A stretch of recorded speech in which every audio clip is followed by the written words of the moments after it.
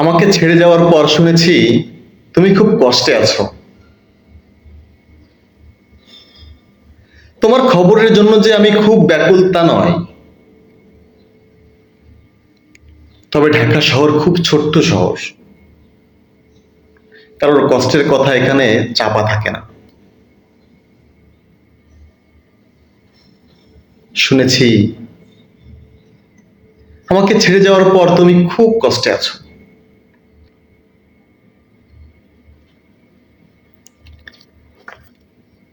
প্রত্যেক রাতে সেই ঘটনার পর নাকি তোমার আমাকে মনে পড়ে?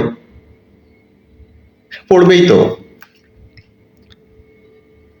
পৃথিবীতে সেই ঘটনা তুমি আমি মিলেই তো প্রথম সৃষ্টি করেছিলাম।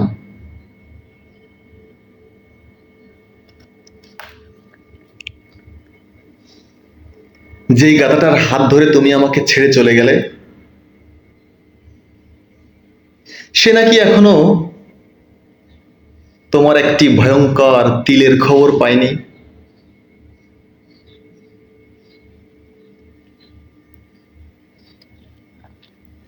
ওই ভিসুবিয়াস থেকে কতটা লাভা ওঠে তা তো আমিই প্রথম আবিষ্কার করেছিলাম।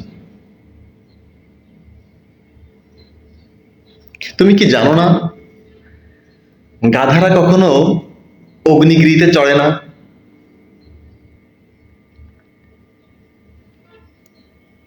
তোমার কানের লতিতে কতটা বিদ্যুৎ আছে তা কি তুমি জানতে?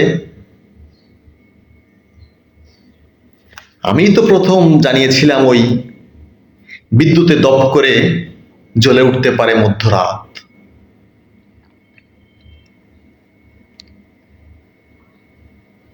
তুমি কি জানো, গাধারা বিদ্যুৎ সম্পর্কে কোনো খবরই রাখে না। আমাকে ছেড়ে যাওয়ার পর শুনেছি তুমি খুব কষ্টে আছো। যে গাধাটার সাথে তুমি আমাকে ছেড়ে চলে গেলে, সে নাকি ভাবে শীততাপ নিয়ন্ত্রিত শয্যা কক্ষে কোনো শারীরিক তাপের দরকার পড়ে না। আমি জানি তোমার কতটা দরকার শারীরিক তাপ, গাধারা জানে না। আমি তো খুঁজে বের করেছিলাম তোমার দুই বাহুমূলে লুকিয়ে আছে দুটি ভয়ঙ্কর ত্রিভুজ। সে খবর পায়নি গাধাটা। গাধারা চিরকালই শারীরিক ও সব রকম জ্যামিতিতে খুব মূর্খ হয়ে থাকে। তোমার গাধাটা আবার একটু রাবীন্দ্রিক।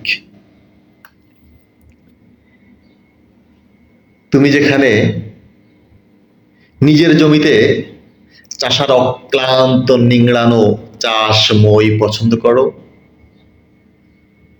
সে নাকি আধ মিনিটের বেশি চষতে পারে না।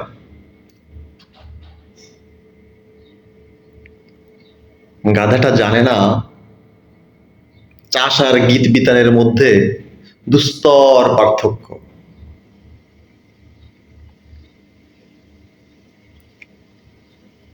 তুমি আমাকে কেন ছেড়ে গিয়েছিলে? ভেবেছিলে গাড়ি আর পাঁচতলা ভবন থাকলেই ওষ্ঠ থাকে, আলিঙ্গনের জন্য বাহু থাকে, আর রাত্রিকে মুখর করার জন্য থাকে সেই অনবদ্য অর্গান। শুনেছি আমাকে ছেড়ে যাওয়ার পর তুমি খুব কষ্টে আছো। হ্যাঁ, আমি কিন্তু কষ্টে নেই। শুধু তোমার মুখের ছায়া কেঁপে উঠলে বুক জুড়ে রাতটা জেগেই কাটায়, বেশ লাগে। সম্ভবত বৃষ্টির মতো সিগারেট বেশি খাই। ধন্যবাদ। হুমায়ুন আজাদের লেখা কবিতা আমাকে ছেড়ে যাবার পর।